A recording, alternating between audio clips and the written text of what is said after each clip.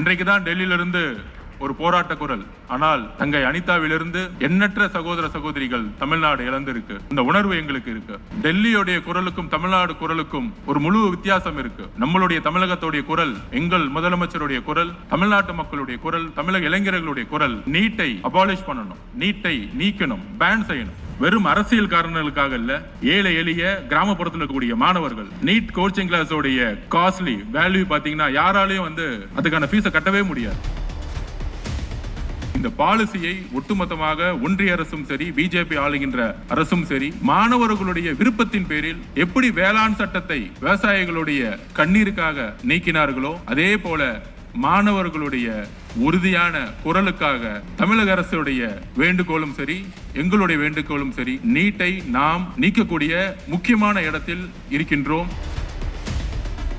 ஒரு நாள் எழுதி கொள்ளுங்கள், ஒரு நாள் பாராளுமன்றத்தில் இந்த நீட்டுடைய சட்டம் வாபஸ் பெறப்படும். உறுதியாக அதற்கு எங்களுடைய மாண்புமிகு முதலமைச்சருடைய குரல் முக்கிய குரலாக இருக்கும். ஏன்னா எங்களுக்கு அரசியல்ங்கிறது பதவியோ அதிகாரமோ அல்ல. அதிகாரமா மக்கள் தான், மக்கள் பக்கம் தான் நாங்க நிற்போம். நானும் சரி, முதலமைச்சரும் சரி.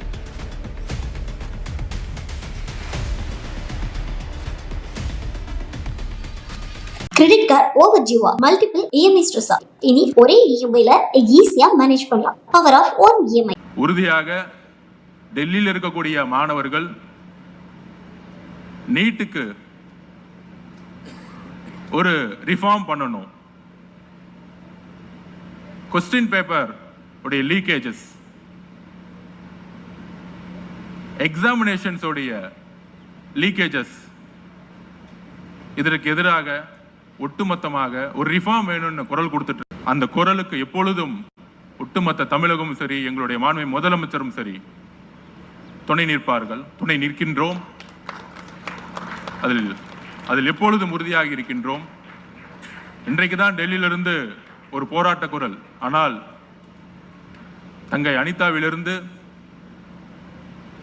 எண்ணற்ற சகோதர சகோதரிகள் தமிழ்நாடு இழந்திருக்கு.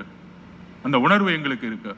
டெல்லியுடைய குரலுக்கும் தமிழ்நாடு குரலுக்கும் ஒரு முழு வித்தியாசம் இருக்கு. நம்மளுடைய தமிழகத்துடைய குரல், எங்கள் முதலமைச்சருடைய குரல், தமிழக வெற்றி கழகத்தினுடைய குரல், தமிழ்நாட்டு மக்களுடைய குரல், தமிழக இளைஞர்களுடைய குரல். ஒட்டுமொத்தமாக நீட்டை அபாலிஷ் பண்ணணும், நீட்டை நீக்கணும், பேன் செய்யணும். இதற்கான குரல் அரசியல் ரீதியாகவும் சரி, மற்ற வழிகளிலும் சரி, நாங்கள் எப்பொழுதும் உறுதியாக இருக்கிறோம். கிராமப்புறத்திலிருந்து வரக்கூடிய மாணவர்கள், அந்த வழி எங்களுக்கு தெரியும். ஒரு அரசு பள்ளியில் படித்த மாணவன் நான். கவுன்சிலிங் கொடுத்த சிறப்பான திட்டங்களை நம்மளுடைய மாணவர்கள், கிராமப்புறத்திலிருந்து வரக்கூடிய மாணவர்கள் சமூக நீதியின் அடிப்படையில் நீட் இல்லாமலேயே இங்க இருக்கக்கூடிய மருத்துவர்களை உருவாக்கிய மாநிலம் இது. நம்பர் 1 மாநிலம் மருத்துவத்துறையில்.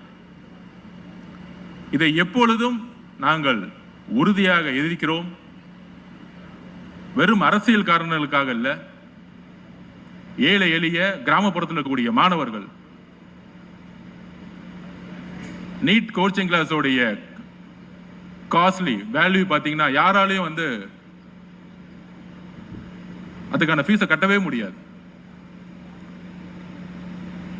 இது ஒட்டுமொத்தமாக தமிழக மாணவர்கள் எதிரானங்கிறத நாங்க உறுதியா இருக்கிறோம். இந்த பாலிசியை ஒட்டுமொத்தமாக ஒன்றிய அரசும் சரி, பிஜேபி ஆளுகின்ற அரசும் சரி, மாணவர்களுடைய விருப்பத்தின் பேரில் எப்படி வேளாண் சட்டத்தை விவசாயிகளுடைய கண்ணீருக்காக நீக்கினார்களோ அதே போல மாணவர்களுடைய உறுதியான குரலுக்காக தமிழக அரசுடைய வேண்டுகோளும் சரி, எங்களுடைய வேண்டுகோளும் சரி, நீட்டை நாம் நீக்கக்கூடிய முக்கியமான இடத்தில் இருக்கின்றோம்.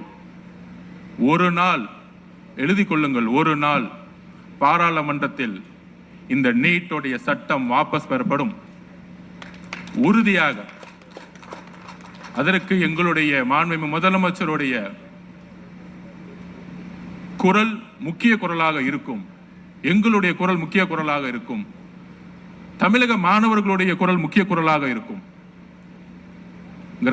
நாங்கள் பதிவு செய்கிறோம். அந்த ஒவ்வொரு சிந்தனையுடன் தான், உறுதியுடன் தான் நீட்டுக்கு எதிராக எங்களுடைய பணியை நாங்கள் தொடர்ந்து கொண்டிருக்கிறோம். இந்த வாய்ப்பை கொடுத்த ஐயா அவர்களுக்கு ஸ்போர்ட்ஸிலும் சரி, கல்வியிலும் சரி, அனைத்து துறைகளிலும் உங்களோடு சேர்ந்து நாங்கள் பயணம் எப்பொழுதும் உங்களோடு இருக்கும். மாண்புமிகு முதலமைச்சரை நீங்கள் சந்தித்தீர்கள். நீங்கள் சொன்னதுதான், இது ஒரு பெரிய வரலாறு, மிகப்பெரிய மாற்றம். 2026 தேர்தல் ஒரு புதிய தலைமுறைக்கான தேர்தலா 1967க்கு அப்புறம் மாறுச்சு. எளியவர்கள், இங்க இருக்கக்கூடிய எம்எல்ஏ எல்லாம் பாத்தீங்கன்னா எளியவர்கள். நீங்க சொன்ன மாதிரியே முன்னாடி சொல்லிட்டு இருப்பீங்க, காலேஜோடைய பல்வேறு கூட்டங்கள்ல தேர்தல் அரசியல், காசு இல்லாத அரசியலை உருவாக்கணும், பணம் இல்லாத அரசியலை உருவாக்கணும், இளைஞர்கள் அரசியல் வந்து வெற்றி பெறணும், ஜாதி மதம் இல்லாத ஒரு அரசியலை பேசணும், முக்கியமாக ஊழலை தூக்கி எறியணும். நீங்க என்னெல்லாம் பேசுறீங்களோ அதை இன்னைக்கு நடந்துகிட்டு இருக்கு. உங்களுடைய விஷன் அதெல்லாம் நடந்துட்டு இருக்கு மாண்புமிகு முதலமைச்சருடைய தலைமையில். அதில் நாங்கள் எப்பொழுதும் உறுதியாக இருப்போம். ஏன்னா எங்களுக்கு அரசியல்ங்கிறது பதவியோ அதிகாரமோ அல்ல. அதிகாரமா மக்கள்னா மக்கள் பக்கம் தான் நாங்க நிற்போம். நானுங்களும் சரி, முதலமைச்சரும் சரி.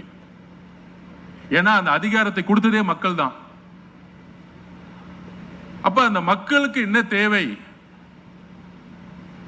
அந்த தேவையை ஒவ்வொரு நொடியை உணர்ந்து உணர்வுபூர்வமாக நாங்கள் எங்களுடைய ரெஸ்பான்சிபிலிட்டியை, எங்களுடைய கடமையை செஞ்சுட்டு இருக்கோம். அதனால உங்களுடைய குறிக்கோளும் உங்களுடைய விஷனும் ஒன்றுதான். ஒரு சிறு தவறு நடந்தாலும் நம்ம சத்யா அண்ணன் புதிய தலைமுறை உடனே தவறுன்னு சொல்லக்கூடிய ஒரு நிறுவனம் இருக்கு. எங்களுடைய வேண்டுகோள், நாங்கள் எந்த காலத்திலும் தவறு செய்ய மாட்டோம், உறுதியாக சொல்கிறோம்.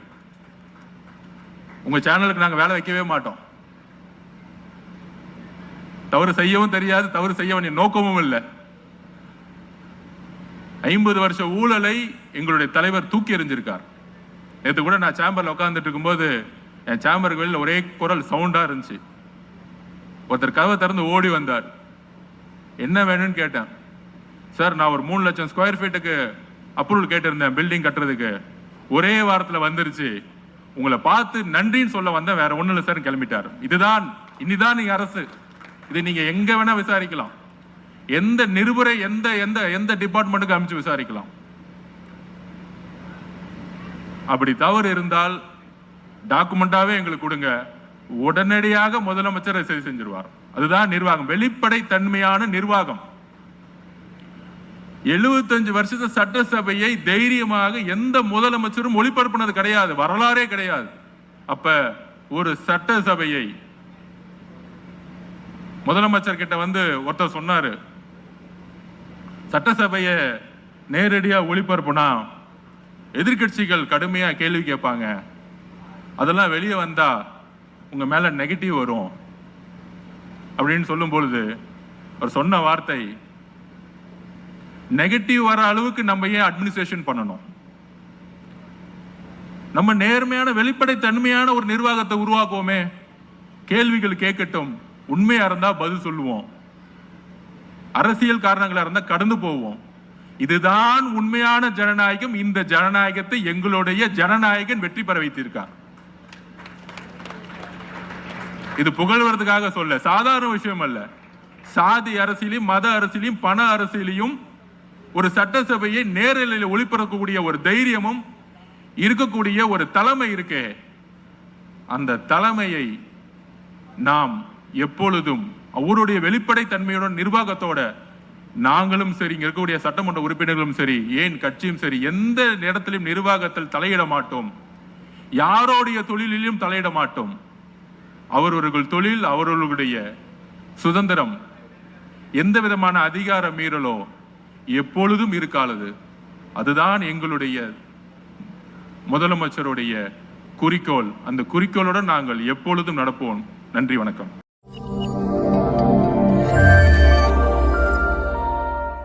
கிரெடிட் கார்டு ஓவர் ஜிவா மல்டிபிள் இஎம்ஐ ஸ்ட்ரெஸ். இனி ஒரே இஎம்ஐல ஈஸியா மேனேஜ் பண்ணலாம். Power of one EMI.